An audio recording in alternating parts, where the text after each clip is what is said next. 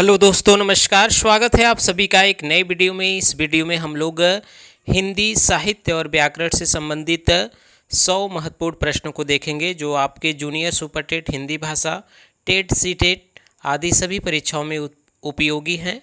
तो चलिए शुरू करते हैं। शुरू करने से पहले गुजारिश है, चैनल में नए हैं तो लाइक, सब्सक्राइब, शेयर जरूर करिएगा।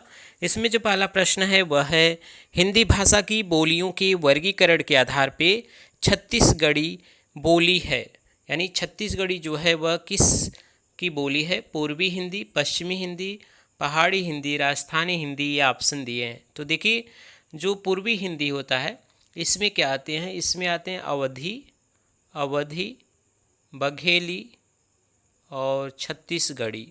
अवधी, बघेली और छत्तीसगढ़ी। ठीक है, तो यहाँ पे सही उत्तर होगा यहाँ पे पूर्वी हिंदी। ठीक है, तो याद रखिएगा, पूर्वी हिंदी का अगर बात करें विकास किससे हुआ है तो अर्धमागधी अपभ्रंश से हुआ है, अर्धमागधी अपभ्रंश से। ठीक है, याद रखिएगा। और पश्चिमी हिंदी में 5 बोलियां आती है। ठीक है, राजस्थानी में 4 आती हैं। तो इन सभी को भी ध्यान रखिएगा। यहाँ पे सही उत्तर है ऑप्शन नंबर 1। ठीक है, चलिए आगे देखते हैं। अगला प्रश्न है, निर्देश दिए गए कि 2 से 11 जो प्रश्न है उसमें स्वर या मात्रा की दृष्टि से शब्द को अशुद्ध रूप में लिखा गया है। नीचे दिए गए विकल्पों में से शुद्ध रूप का चयन कीजिए। ठीक है, शुद्ध रूप का चयन करना है। तो चलिए देखते हैं।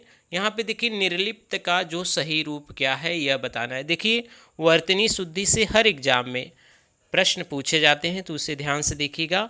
निर्लिप्त का जो सही रूप है यहाँ पे क्या है, इसे बताना है। तो 4 ऑप्शन आपके सामने है, आप बताइएगा। यहाँ पे सही उत्तर होगा जो सी है। निर्लिप्त का जो सही रूप है वह ऑप्शन नंबर सी में है। इसे ध्यान से देख लीजिए। आगे जो भी अगर पूछा जाए निर्लिप्त तो आप गलत न करिएगा। ठीक है, तो यहाँ पे सही उत्तर होगा सी। चलिए अगला प्रश्न है, इच्छाद्रुम का सही रूप क्या होता है? तो इच्छाद्रुम लिखा जाता है। तो यहाँ पे सही रूप है, यहाँ पे भी ऑप्शन नंबर जो सी है वह सही हो जाएगा। अगला प्रश्न यह है, द्विरुक्ति का सही रूप क्या है? 4 ऑप्शन आपके सामने है, इसमें से सही रूप क्या है वह बताना है। तो द्विरुक्ति का जो सही रूप है वहाँ पे ऑप्शन नंबर यहाँ पे जो 1 है वह सही हो जाएगा। ठीक है, चलिए अगला प्रश्न है, विस्मृति आपको कैसे लिखे जाते हैं? 4 ऑप्शन है, आपको बताना है। तो यहाँ पे देखिए, सही रूप जो होगा वह यहाँ पे ऑप्शन नंबर जो डी है वह विस्मृति का सही हो जाएगा। ठीक है, चलिए अगला प्रश्न है, जगत प्राण अगर बोला जाए तो किस प्रकार से लिखा जाएगा? जगत प्राण का सही रूप है जगत प्राण। यहाँ पे जो सी उत्तर है वह क्या हो जाएगा? सही हो जाएगा। ठीक है, चलिए अगला प्रश्न हम लोग देखेंगे, भगवत गीता का संधि विच्छेद क्या होगा? भगवत गीता का सही संधि विच्छेद क्या होगा? तो भगवद प्लस गीता, यहाँ पे सही रूप हो जाएगा। यहाँ पे ऑप्शन नंबर जो बी है वह क्या हो जाएगा? यहाँ पे भगवत गीता होगा। तो ऑप्शन नंबर सी यहाँ पे जो है वह सही हो जाएगा। ध्यान रखिएगा, भगवत प्लस गीता से त के बाद उसका द हो जाता है। देखिए, किसी वर्ग के पहले अक्षर के बाद अगर कोई भी स्वर आता है, ठीक है, यहाँ थोड़ा समझ लीजिएगा, कोई भी स्वर आए, य व र ल आए, या तो जो सघोष वर्ड आते हैं यानी तीसरा, चौथा और 5वां वर्ड आता है, तो यह अपने वर्ग के तीसरे अक्षर में बदल जाता है। तो यहाँ पे त का तीसरा अक्षर है त, थ, द। ठीक है, इसके बाद सघोष वर्ड आया है तो इसलिए यह त द में बदल जाएगा, तो भगवत गीता हो जाएगा। ठीक है, ध्यान दीजिएगा। चलिए अगला प्रश्न है, मनोरम का सही संधि विच्छेद क्या होगा? तो मनोरम का सही संधि विच्छेद क्या है? तो मनः प्लस रम से मनोरम बन जाता है। तो यहाँ पे ऑप्शन डी सही हो जाएगा। इसी तरह जो देखिए, मनोज बनता है, मनोज, मनः प्लस ज से मनोज बन जाएगा। यशोदा भी इसी तरह बनता है। ठीक है, यश प्लस दा से यशोदा बन जाएगा। तो यह सही रूप है यहाँ पे ऑप्शन नंबर डी। ठीक है, चलिए अगला प्रश्न है। अगला प्रश्न हम लोग देखेंगे, यहाँ पे दिया गया है प्रश्न 9, बड़े बड़ाई ना करे, बड़े ना बोले बोल, रहीमन हीरा कब कहे, लाख टका मेरो मोल। रहीम द्वारा लिखित इस पंक्तियों में बड़े शब्द का प्रयोग किस रूप में हुआ है यह बताना है। बड़े बड़ाई ना करे, बड़े ना बोले बोल, तो यहाँ पे बड़े शब्द का जो प्रयोग किया गया है वह संज्ञा के रूप में किया गया है। तो यहाँ पे सही उत्तर होगा बी। ठीक है, चलिए आगे देखते हैं अगले प्रश्न को। अगला प्रश्न है, यह काम मैं आप कर लूँगा। यह काम मैं आप कर लूँगा, जो पंक्तियों में आप शब्द है वह किस रूप में है? यहाँ पे ऑप्शन दिए, संबंधवाचक सर्वनाम, निजवाचक सर्वनाम, निश्चयवाचक सर्वनाम, पुरुषवाचक सर्वनाम। तो यह काम मैं आप कर लूँगा यहाँ पे खुद अपने के लिए बोधक है, इस कारण से यहाँ पे जो सही उत्तर होगा वह निजवाचक सर्वनाम। ठीक है, तो ऑप्शन बी सही होगा। चलिए आगे देखते हैं, निम्नलिखित में से कौन सा स्त्रीलिंग में प्रयुक्त हुआ है? यहाँ पे जो शब्द दिए गए हैं 4 ऑप्शन, उसमें स्त्रीलिंग शब्द कौन है यह बताना है। ठीक है, तो यहाँ पे देखिए ऋतु जो है वह होता है स्त्रीलिंग। ठीक है, 6 ऋतुओं होती हैं ऐसे बोला जाता है। ठीक है, बाकी पंडित, हंस, आचार्य यह सभी पुल्लिंग वर्ड हैं। ठीक है, ऋतु यहाँ पे स्त्रीलिंग है, तो ऑप्शन यहाँ पे 1 सही होगा। चलिए आगे देखते हैं अगले प्रश्न को। अगला जो प्रश्न है वह क्या दिया गया है, 12 से 16 इन प्रश्नों में प्रत्येक में 4 शब्द दिए गए हैं, जिनमें 3 अनेकार्थक शब्द की श्रेणी में आते हैं। जो शब्द इस श्रेणी में नहीं आता है वहीं आपका उत्तर है, उसको बताना है। तो अंबर, वस्त्र, आकाश, किरण यह दिया हुआ है ऑप्शन। ठीक है, क्वेश्चन नंबर 12 देखिए, अंबर, वस्त्र, आकाश, किरण, इसमें जो नहीं आता है वह कौन सा? ठीक है, तो अंबर, वस्त्र, आकाश और किरण, तो यहाँ पे सही उत्तर क्या हो जाएगा? ठीक है, यहाँ पे हो जाएगा वस्त्र। वस्त्र यहाँ पे नहीं होगा, तो यहाँ पे सही उत्तर बी होगा। अगला प्रश्न है, मधु, दूध, शहद, शराब। ठीक है, यहाँ पे बताना है जो अलग है, तो यहाँ पे दूध देखिए अलग है, मधु, शहद, शराब एक ही है, तो ऑप्शन यहाँ सही हो जाएगा। इंद्र, सिंह, ब्राह्मण, सूर्य। 14 नंबर क्वेश्चन देखिए, इंद्र, सिंह, ब्राह्मण, सूर्य यह दिया हुआ है, तो इंद्र, ब्राह्मण, सूर्य यह तो सही है, और यहाँ पे जो अलग है वह सिंह है। ठीक है, सजा, बल, शक्ति, सेना यह दिया हुआ है, सजा, बल, शक्ति, सेना, तो यहाँ पे जो अलग है वह तीनों में से वह क्या है? शक्ति। ठीक है, तो ऑप्शन सी सही होगा। तात, पूज्य, पिता, मोती यह दिए हैं, तात, पूज्य, पिता, मोती, तो यहाँ पे सही उत्तर क्या होगा? पिता, यह अलग है, तो ऑप्शन सी सही हो जाएगा। ठीक है, ध्यान से देख लीजिएगा सभी को। चलिए आगे देखते हैं, अगला प्रश्न है, निम्नलिखित प्रश्नों में प्रत्येक में किसी एक सर्वाधिक उपयुक्त युग्म को चुनिए जो दिए गए शब्द का पर्यायवाची है। यहाँ पे पर्यायवाची शब्द बताने हैं, तो अंतरिक्ष का जो सही पर्यायवाची है वह क्या है? अंतरिक्ष। तो यहाँ पे देखिए ऑप्शन दिए हैं, पृथ्वी आकाश, व्योम आकाश, सूर्यपथ, नभ, अनंत, तारापथ। तो जो अंतरिक्ष होता है वह अनंत होता है और तारापथ होता है, तो ऑप्शन डी यहाँ पे सही होगा। ठीक है, चलिए आगे देखते हैं अगला प्रश्न। अम्बुज, अम्बुज का दिया हुआ है, तो अम्बुज किसे कहते हैं? अम्बुज, कमल और जलज, तो यहाँ पे सही उत्तर हो जाएगा ऑप्शन नंबर ए। चलिए अगला प्रश्न है, खल दिया हुआ है, खल। खल का क्या होता है? खल का दुष्ट को कहते हैं खल। ठीक है, और नीच जो होता है, नीच, दुर्जन, तो यहाँ पे सही उत्तर यहाँ पे ऑप्शन नंबर बी है। ठीक है, चलिए अगला प्रश्न है, त्रिड़। त्रिड़ दिया हुआ है, इसका पर्यायवाची सही बताना है। तो यहाँ पे देखिए तिनका और घास जो होता है उसे कहते हैं त्रिड़, तो यहाँ पे सही उत्तर होगा ऑप्शन नंबर बी।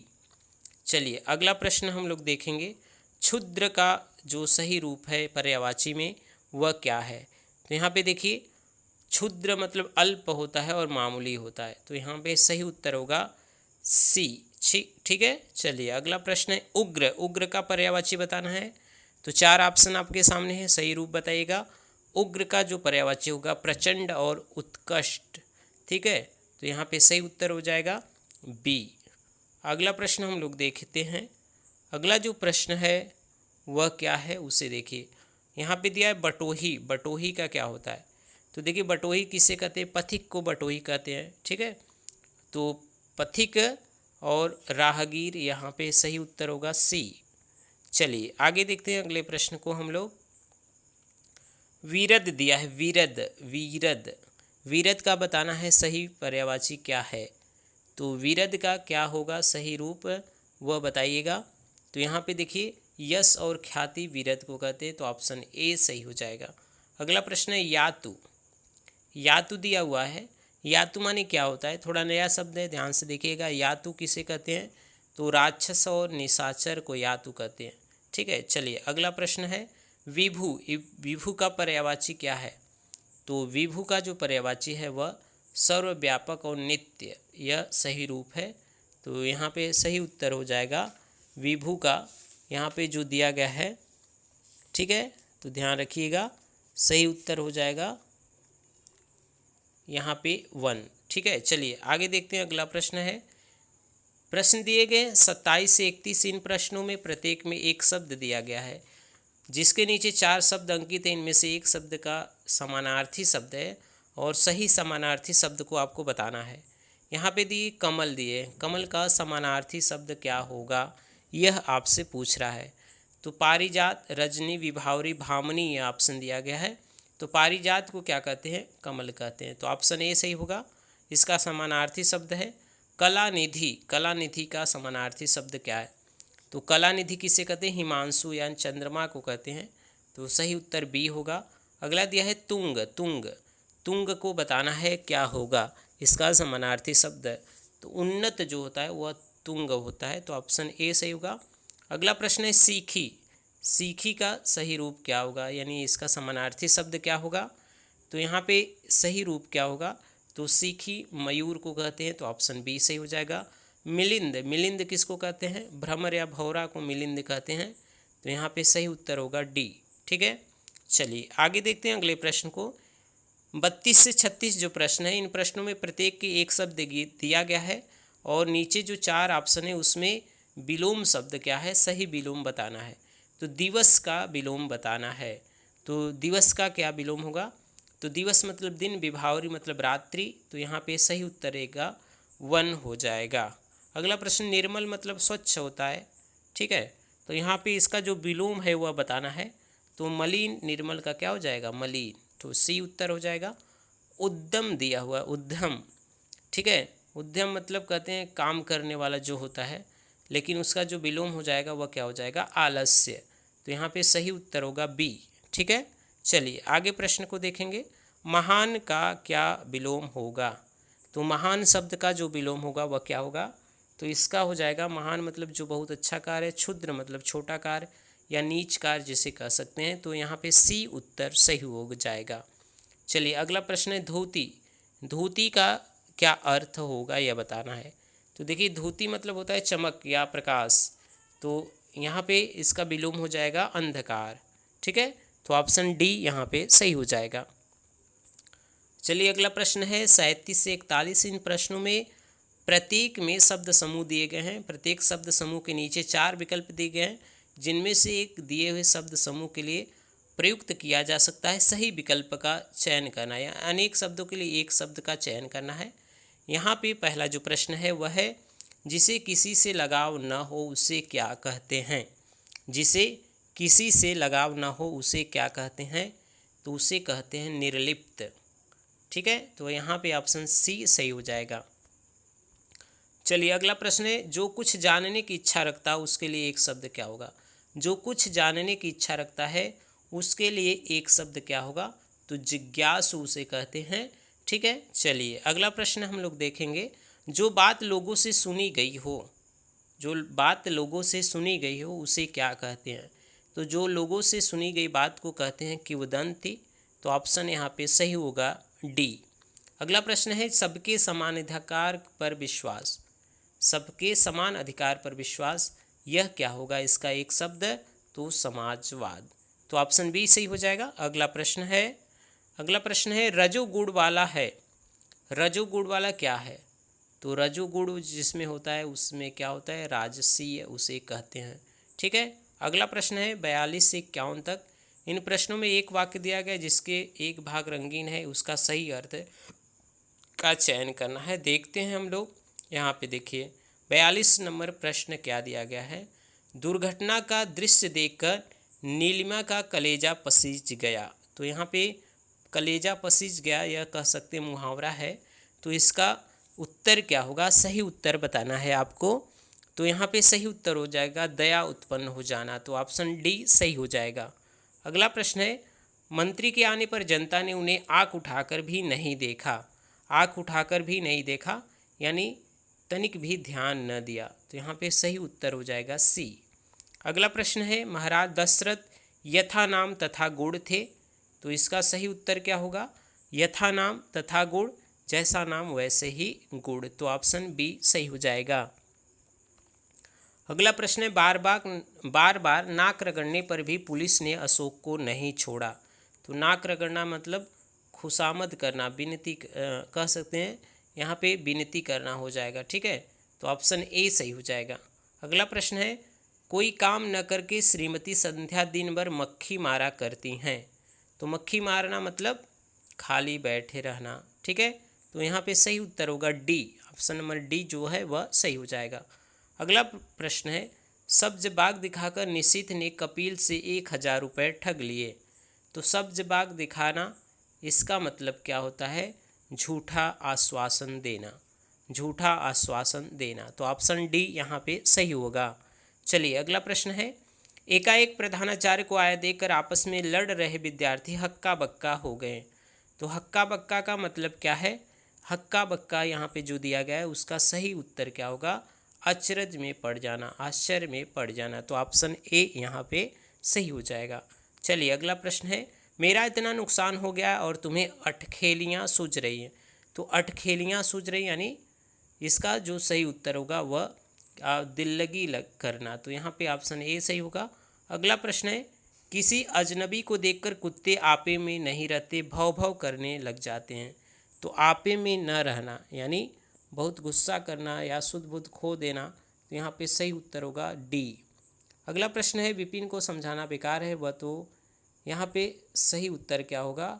तो यहाँ पे देखिए अवधि खोपड़ी होना क्या होता है? अवधि खोपड़ी होना क्या होगा?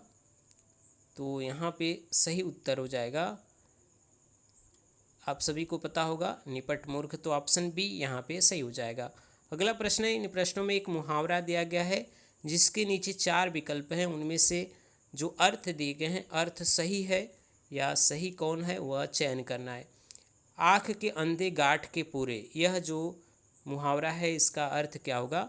आँख के अंधे गांठ के पूरे यानी इसका अर्थ हो जाता है धनी परंतु मूर्ख, तो ऑप्शन ए यहाँ पे सही हो जाएगा। अगला प्रश्न है, गागर में सागर भरना।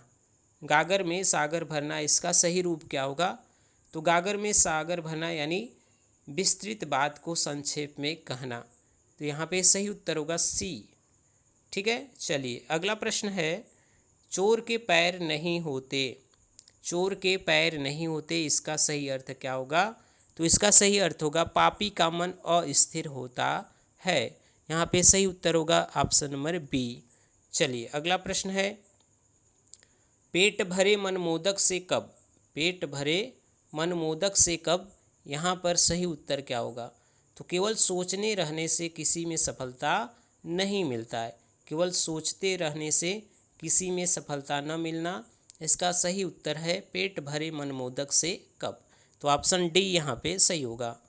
आगे देखते हैं अगला प्रश्न हम लोग, यहाँ पे कुछ और मुहावरे हैं। अरहर की टट्टी गुजराती ताला, तो यहाँ पे क्या इसका उत्तर होगा यह बताना है। तो छोटी वस्तु के लिए अधिक व्यय करना, यहाँ पे सही उत्तर सी होगा। आगे देखते हैं, लोकोक्तियों का सही विकल्प चुनकर सही कीजिए, इसको पूर्ण करना है।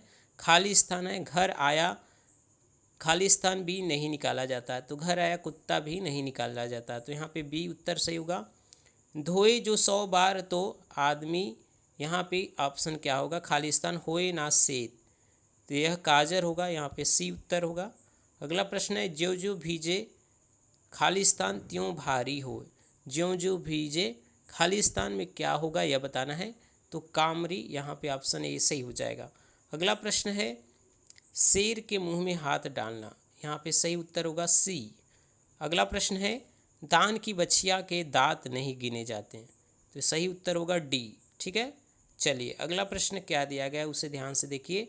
62 से 71 प्रश्न में एक वाक्य दिया गया है जो 4 भागों में विभाजित है।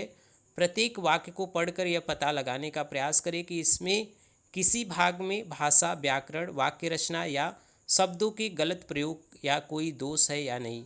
यदि है तो यह वाक्य के किसी एक भाग में होगा, वह भाग ही आपका सही उत्तर होगा। तो ठीक है, तो ये बी सी यहाँ पे सही उत्तर है। तो इसमें बताना है कि कौन सा गलत है। वीर सैनिक कहते हैं कि हम विद्रोही शत्रु का नाश करेंगे, कोई त्रुटि नहीं, यह बताना है। तो यहाँ पे देखिए क्या होगा, वीर सैनिक कहते हैं कि हम विद्रोही शत्रु का नाश करेंगे। तो यहाँ पे सही उत्तर क्या होगा, देखिए गलत, हम विद्रोही शत्रु, केवल जो शत्रु है वह तो विद्रोही होगा, तो यहाँ पे गलत है। तो यहाँ पे सही उत्तर यहाँ पे क्या कहेंगे, यहाँ पे देखिए फिर से, वीर सैनिक कहते हैं, यहाँ पे ऑप्शन ए दिया है कि हम विद्रोही शत्रु का नाश करेंगे। तो यहाँ पे सही उत्तर क्या होना चाहिए, यहाँ पे नाश नहीं किया जाएगा, तो सही उत्तर बी होगा। ठीक है, अगला प्रश्न है, सच्चा मित्र है जो आपत्ति के समय सहायता करे, कोई त्रुटि नहीं। सच्चा मित्र है जो आपत्ति के समय, तो आपत्ति के समय नहीं बल्कि विपत्ति के समय होता है। ठीक है, अगला प्रश्न है, तुम अपना कर्तव्य अच्छी तरह निभाएं अन्यथा आपके मित्रों को हार्दिक दुख होगा, कोई त्रुटि नहीं है। तो यहाँ पे देखिए सही गलत क्या है, अच्छी तरह निभाएं, यहाँ पे यह त्रुटि है। हेम और नरेश बालकों को भली भांति पढ़ाते हैं, कोई त्रुटि नहीं। तो यहाँ पे देखिए सही उत्तर क्या होगा, यहाँ पे देखिए पढ़ाते हैं, यह गलत है, इसमें त्रुटि है। अगला प्रश्न है, प्रातः उठना लाभदायक है और जल्दी सो जाना भी अच्छी आदत है, कोई त्रुटि नहीं है। यहाँ पे अच्छी आदत, यहाँ पे यहाँ पे देखिएगा थोड़ा से, प्रातः उठना और जल्दी सो जाना, तो सही उत्तर यहाँ पे बी होगा। ठीक है, अगला प्रश्न देखेंगे। यहाँ पे दिया गया 67 से 71, इन प्रश्नों में एक वाक्य दिया गया है जिसमें त्रुटि है, उसको सही बताइए। जो मिठाइयाँ पसंद हो आप खा लो, इसका जो सही है यह बताना है। इसमें 4 ऑप्शन में जो सही है वह बताना है। तो जो मिठाइयाँ पसंद हो आप खा लो, इसमें सही रूप क्या है, तो जो मिठाइयाँ पसंद हो उन्हें आप खाइए, यह जो बी है या डी उत्तर है वह क्या हो जाएगा, सही हो जाएगा। अगला प्रश्न है, हम बचपन में वहाँ जाता रहा, तो इसका क्या सही उत्तर होना चाहिए, हम बचपन में वहाँ जाता रहा, यानी इसका हो जाएगा कि मैं बचपन में वहाँ जाता रहा, तो सी उत्तर सही हो जाएगा। अगला प्रश्न है, प्रत्येक व्यक्ति कविता नहीं कर सकता, प्रत्येक व्यक्ति कविता नहीं कर सकते, यहाँ पे सही रूप क्या होगा, प्रत्येक व्यक्ति कविता नहीं कर सकता, तो यह सही रूप होगा, ऑप्शन सी सही हो जाएगा। अगला प्रश्न है, हेम नरेश को पुस्तक दिया, तो हेम नरेश को पुस्तक दिया, तो यहाँ पे होना चाहिए हेम ने नरेश को पुस्तक दी, तो ऑप्शन बी सही हो जाएगा। अगला प्रश्न हम लोग देखेंगे, चलिए आगे बढ़ते हैं। मंत्री ड्राइवर को कार चलवाता है, तो यहाँ पे क्या होगा, मंत्री ड्राइवर से कार चलवाता है, यह होना चाहिए, तो सही रूप ऑप्शन ए सही हो जाएगा। चलिए अगला प्रश्न हम लोग देखेंगे। यहाँ पे देखिए पद्यांश दिए हैं, जूनियर में या टेट में ऐसे प्रश्न आते हैं, पद्यांश गद्यांश दिए रहते हैं, उन्हें पढ़कर आपको उत्तर देना है। तो यहाँ पे हम लोग इसे ध्यान से पढ़ेंगे पहले, फिर प्रश्नों के उत्तर देंगे। तो यहाँ पे दिया गया, अस्ताचल रवि जल छल छल छवि, स्तब्ध विश्व कवि जीवन उन्मन, मंद पवन बहती सुधी रहर, परिमल की कथा पुरातन, दूर नदी पर नौका सुंदर, दिखी मृदु तर बहती ज्यो स्वर, वहाँ स्नेह की प्रतनु देह की, बिना गेह की बैठी नूतन, ऊपर शोभित मेघ शस्त्र हिम, नीचे अमित नील जल दोलित, ध्यान नयन मन चित्त प्राणधन, किया शेष रवि ने कर अर्पण। ठीक है, तो यह पंक्ति है, आप थोड़ा सा पास करके ऊपर नीचे करके देख लीजिएगा पंक्ति को। अब प्रश्नों के उत्तर पे हम लोग चलते हैं। इस कविता का सार्थक शीर्षक क्या हो सकता है, इस कविता का सार्थक शीर्षक क्या हो सकता है, तो इसका जो सही शीर्षक होगा दिवागमन। ठीक है, तो ऑप्शन बी सही होगा। अगला प्रश्न है, इस कविता में छायावादी कवि निराला ने किसका चित्रण किया है, तो छायावादी कवि निराला ने किसका चित्रण किया है, तो यहाँ पे देखिए सूर्यास्त का चित्रण किया है। ठीक है, जब पढ़ेंगे तो भाव निकलेगा सूर्यास्त का। यहाँ पे देखिए प्रतनु जो शब्द दिया गया उसका क्या अर्थ है, ठीक है। प्रतनु जो एक शब्द आया था उसका अर्थ क्या होगा, छीड़, ठीक है। तो ऑप्शन बी सही हो जाएगा। अगला प्रश्न पूछा है पंडित निराला हिंदी के कौन है। तो हिंदी के छायावादी कवि हैं, प्रख्यात और उत्कृष्ट कह सकते हैं, प्रख्यात तथा सर्वोत्कृष्ट छायावादी कवि थे, या लेखक तथा कवि दोनों। तो लेखक तथा कवि दोनों हैं, तो यहाँ पे सही उत्तर होगा बी, ठीक है। चलिए अगला प्रश्न हम लोग देखेंगे। उपयुक्त पद में जो गेह शब्द आया वह क्या है। गेह मतलब क्या होता है, गेह मतलब घर होता है, ठीक है। तो सही उत्तर सी हो जाएगा। अब देखिए एक गद्यांश भी दिया है, आपको पढ़ना है और उत्तर देना है। गद्यांश में अच्छी जानकारियाँ भी प्राप्त होती हैं, तो इसे आप पढ़िएगा। भूषण महाराज ने विषय और विशेषताया नायक चुनने में बड़ी बुद्धिमत्ता से काम लिया है। शिवाजी और छत्रसाल से महानुभावों के पवित्र चरित्रों का वर्णन करने वालों की जितनी प्रशंसा की जाए थोड़ी है। शिवाजी ने एक जमींदार और बिरजापुराधीश के नौकर के पुत्र होकर चक्रवर्ती राज स्थापित करने की इच्छा को पूर्ण सा कर दिखाया, और छत्रसाल बुंदेला ने जिस समय मुगलों का सामना करने का साहस किया उस समय उसके पास केवल 5 सवार और 25 पैदल थे। इसी सेना से इस महानुभाव ने दिल्ली का सामना करने की हिम्मत की और मरते समय अपने उत्तराधिकारियों के लिए 2 करोड़ वार्षिक मुनाफे का स्वतंत्र राज्य छोड़ा। यह भूषण ग्रंथावली से लिया गया है। इसमें पढ़िए महाकवि भूषण दरबारी कवि थे, उनके आश्रयदाता राजा का नाम क्या है। तो छत्रसाल, शिवाजी 2 उत्तर होगा, यहाँ मतलब 2 राजा में थे, तो यहाँ पे जो शिवाजी हैं वह सही होगा, ऑप्शन ए सही हो जाएगा। चलिए अगला प्रश्न हम लोग देखेंगे। अगला प्रश्न है छत्रपति शिवाजी की प्रशस्ति में लिखने वाले 2 काव्य ग्रंथों के नाम बताइए। तो 2 काव्य ग्रंथ उनके कौन है यह बताना है। तो वहाँ पे जो 2 काव्य ग्रंथ हैं आप सभी जानते होंगे, शिवा बावनी और शिवराज भूषण। तो ऑप्शन नंबर ए सही हो जाएगा। अगला प्रश्न है इस गद्यांश का सार्थक शीर्षक हो सकता है। इस गद्यांश का सार्थक शीर्षक क्या हो सकता है। तो भूषण की बुद्धिमत्ता। तो ऑप्शन बी सही होगा। अगला प्रश्न है छत्रसाल बुंदेला ने जिस समय मुगलों का सामना किया उस समय उसके पास क्या थे। तो आप पढ़े हैं कितने थे, यहाँ पे 5 सवार और 25 पैदल। तो ऑप्शन बी सही होगा। अगला प्रश्न है भूषण का प्रिय काव्य रस क्या है। तो वीर है, वीर रस के कवि हैं। तो 81 का सी उत्तर सही हो जाएगा। चलिए यहाँ पे भी कुछ प्रश्न है। लक्ष्मी थी या दुर्गा थी वह स्वयं वीरता की अवतार, देख मराठे पुलकित होते उसके तलवारों के वार, नकली युद्ध व्यूह की रचना और खेलना खूब शिकार, सैन्य घेरना दुर्ग तोड़ना ये थे उसके प्रिय खेलवार, महाराष्ट्र कुल देवी उसकी भी थी आराध्या भवानी थी, बुंदेले हर बोलो के मुँह हमने सुनी कहानी थी, खूब लड़ी मर्दानी वह तो झांसी वाली रानी थी। यह जो पंक्तियां हैं इससे प्रश्न है उक्त पद्यांश का सही शीर्षक क्या हो सकता है, यह आपको बताना है। तो यहाँ पे सही उत्तर होगा झांसी की रानी, ठीक है। अगला प्रश्न है इस कविता की कवित्री का नाम क्या है। तो यह जो पंक्ति है वह किसका है, सुभद्रा कुमारी चौहान का। तो ऑप्शन बी सही हो जाएगा। अगला प्रश्न है इस कविता में प्रयोग किया जा रहा है। तो वीर रस का प्रयोग किया जा रहा है।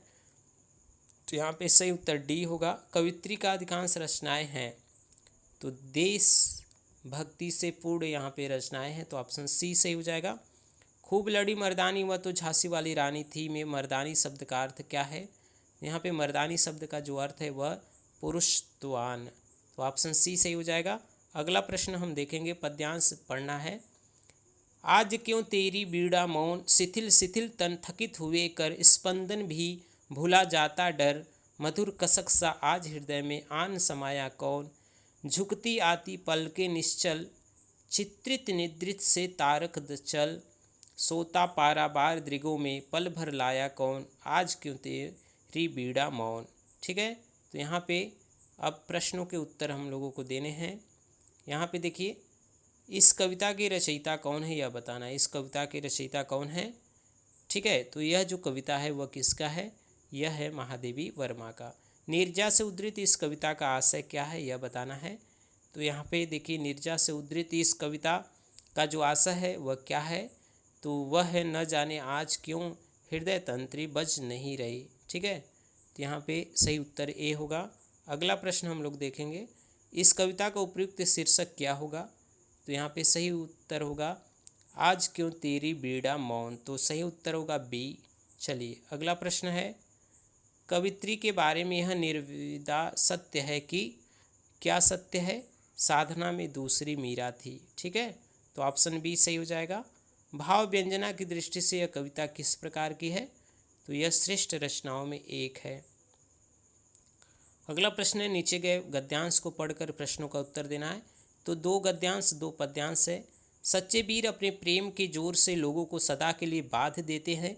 वीरता की अभिव्यक्ति कई प्रकार से होती है, कभी लड़ने मरने से, खून बहाने से, तोप तलवार के सामने बलिदान करने से होती है, तो कभी जीवन के गूढ़ तथ्य और सत्य की तलाश में बुद्ध जैसे राजा विरक्त होकर वीर हो जाते हैं। वीरता एक प्रकार की अंतः प्रेरणा है। जब कभी उसका विश्वास हुआ तभी एक रौनक, एक रंग, एक बहार संसार में छा गई। वीरता हमेशा निराली और नई होती है। वीरों को बनाने के कारखाने नहीं होते, वे तो देवदार के वृक्ष की भांति जीवन रूपी वन में स्वयं पैदा होते हैं और बिना किसी के पानी दिए, बिना किसी की दूध पिलाए बढ़ते हैं। जीवन के केंद्र में निवास करो और सत्य की चट्टान पर दृढ़ता से खड़े हो जाओ। बाहर की सतह छोड़कर जीवन के अंदर की तहों में पहुँचे तब नए रंग खिलेंगे। यह वीरता का यही संदेश है। तो इस गद्यांश के उपयुक्त शीर्षक क्या होंगे यह बताना है आपको। तो इसका जो सही शीर्षक हो जाएगा सच्ची वीरता। ठीक है, वीरता। अगला प्रश्न है, वीरता का संदेश क्या है? तो वीरता का क्या संदेश है? तो यहाँ पे देखिए, वीरता का जो संदेश है वह उद्देश्य के लिए सच्चाई पर चट्टान की तरह अटल रहना। तो सही उत्तर सी है। अगला प्रश्न है, वीरों की देवदार वृक्ष से तुलना की गई है क्योंकि दोनों स्वयं पैदा होते हैं और बिना किसी की दूध पिलाए बढ़ते हैं। तो यहाँ पे सही उत्तर होगा डी। चलिए अगला प्रश्न है, निम्नलिखित में से कौन सा रूप वीरता का नहीं है? क्रोध, युद्ध, त्याग, दान। तो वीरता का कौन सा रूप नहीं पूछा गया है? तो यहाँ पे देखिए क्रोध नहीं है। ठीक है, वीर पुरुष क्रोधी नहीं होते, तो ऑप्शन ए सही हो जाएगा। अगला प्रश्न है, वीरता का एक लक्षण क्या है? तो वीरता का जो एक लक्षण है वह क्या है यह बताना है। तो वीरता का लक्षण है नयापन। ठीक है, चलिए फिर एक गद्यांश है उसे पढ़कर उत्तर देना है। यहाँ पे देखिए, सामान्यतः दुष्टों की वंदना में या तो भय रहता है या व्यंग, परंतु जहाँ हम हानि होने के पहले ही हानि के कारण की वंदना करने लगते हैं तो वहाँ हमारी वंदना के मूल में भय नहीं बल्कि उसका स्थायी दशा की आशंका है। तो यह प्रश्न पढ़िएगा, इसको यहाँ पे उत्तर बता दे रहे हैं। दुष्ट वंदना के पीछे लेखक का उद्देश्य क्या है? तो यहाँ पे सही उत्तर क्या होगा यह बताना है। तो यहाँ पे सही उत्तर होगा दुष्टों की थपकी देकर सुलाना। तो ऑप्शन बी सही होगा। अगला प्रश्न है, रामचरितमानस एक भक्ति काव्य है, इसमें दुष्ट वंदना का रहस्य क्या है? तो रहस्य है तुलसी को सभी राममय देखना। अगला प्रश्न है, उपयुक्त गद्यांश का शीर्षक क्या हो सकता है? तो उपयुक्त गद्यांश का जो शीर्षक हो जाएगा वह तुलसी का मानवीय दृष्टिकोण। अगला प्रश्न दिया गया है, आज का आखिरी प्रश्न है, देवताओं, महापुरुषों, सज्जनों के साथ दुष्टों की वंदना इसलिए सार्थक कही जाएगी क्योंकि महाकवि तुलसीदास ने क्या कहा था कि निर्वरता चाहते थे। वे क्या चाहते थे? निर्वरता चाहते थे। ठीक है, ऑप्शन डी सही हो जाएगा। तो यह 100 महत्वपूर्ण प्रश्न थे जो आपके TET, C TET, super TET, junior हर परीक्षाओं में उपयोगी थे। यूपी पुलिस, यूपीएसआई में भी उपयोगी हैं। तो इसी तरह की वीडियो को पाने के लिए आप बने रहिए हमारे चैनल के साथ। अगर किसी प्रश्न में डाउट हो तो कमेंट में ज़रूर पूछिएगा। आप सभी का बहुत बहुत शुक्रिया। बने रहिए हमारे चैनल पे। नमस्कार।